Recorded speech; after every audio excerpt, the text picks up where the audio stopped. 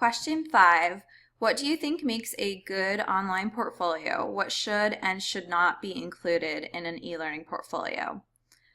Um, this is a really good question. So, I think the main thing about e-learning portfolios or portfolios in general is that you want to include things that show your growth, and you also want to include things, and these are just my tips. I'm not saying it overall for everyone, but I like to see someone who can build their skills, if that's something that I would be looking for. I also want to see someone that can customize things. I don't want to see out of the box type of solutions. I want to see something that took a little bit of technical skill, especially if I'm looking for someone who's just going to be doing e-learning development. I want them to be super technical, but I also want them to have an eye for design.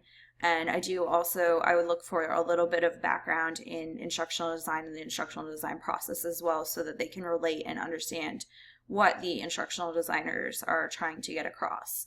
I know every job is going to be different, and you really want to build your portfolio for the job that you want and what you want to do, because you're not going to be happy if you're in a role where a lot of the skills that you've developed aren't being put to use. And I think it's super important to make sure that that's conveyed in your portfolio.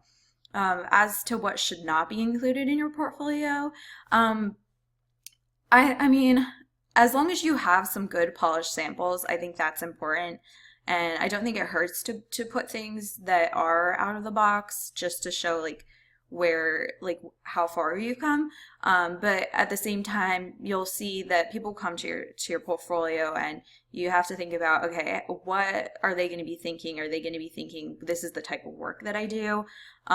So there's also that. I think if you're looking for a job, especially if you're looking for a job, you want to make sure that it's conveying what you want it to convey and putting your best samples out there.